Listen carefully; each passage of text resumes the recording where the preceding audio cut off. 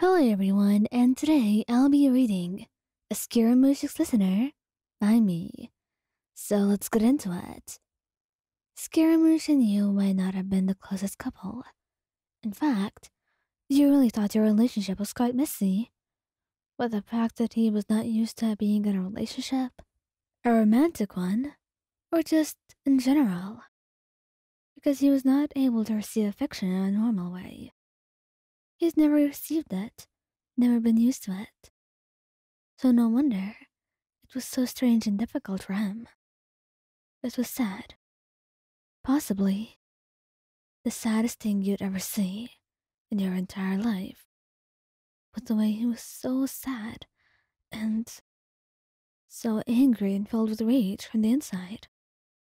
You wanted to help him at the expense of your own happiness sometimes.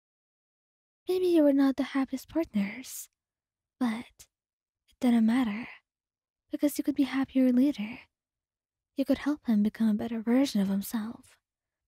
And he knew that he was trying his absolute best. So you should try too, if you truly loved him.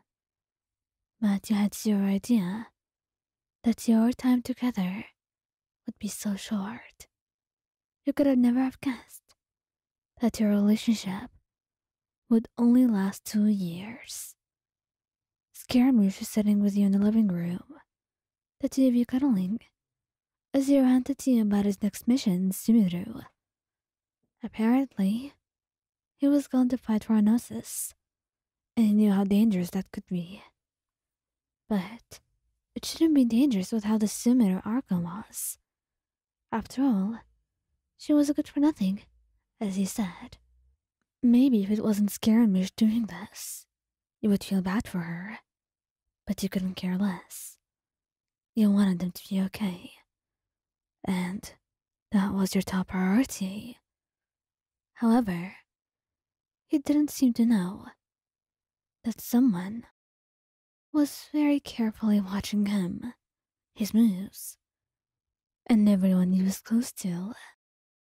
All that information would matter after all, when he needed to use his leverage.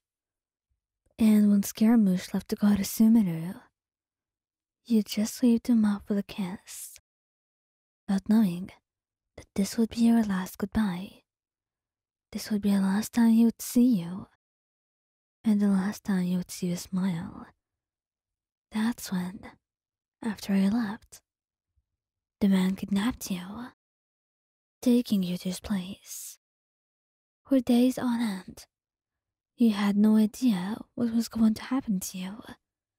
And no matter what you did, no matter what you said to them, they never left you. Apparently keeping you here and causing you pain like this would be the only way for them to take on their revenge from Scaramouche and what he had done to their families. Those people, they hated you, and most importantly, they hated him.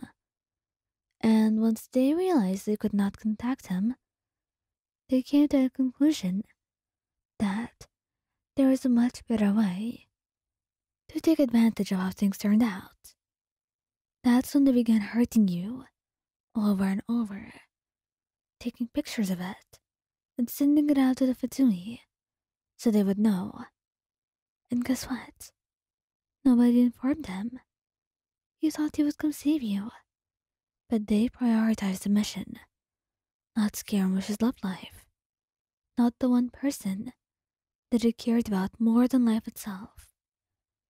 And he would only come back too late. He would come back home to realize that you were missing for weeks, without his knowledge, with you unable to reach him. He would realize that they all knew. He would see the pictures on his desk as you got worse, every single one. Your blood, visible, and the way you were helpless, so much in pain, with them being unable to save you. Were you even alive yet?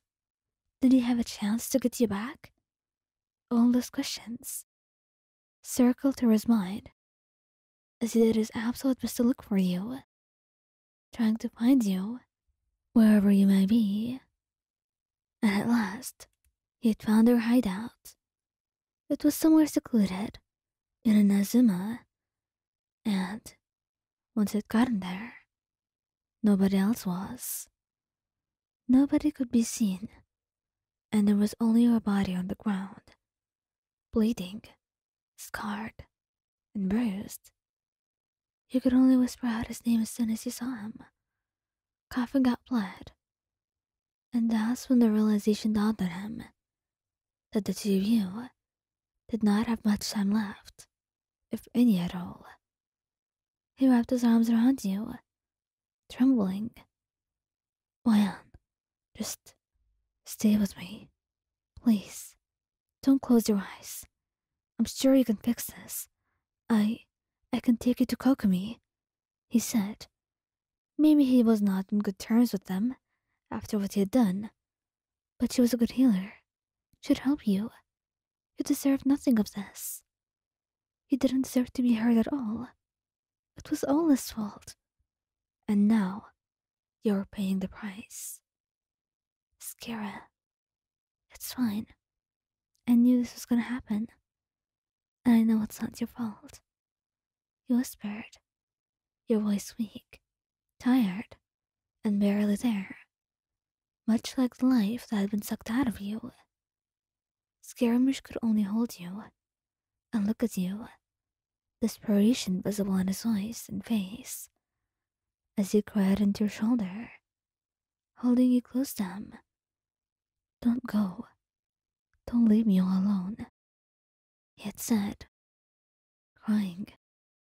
Memories of people that he had cared about, that he had loved so dearly, only for them to slip away from his fingers, only for the angry monster of death to take them away, never to be returned.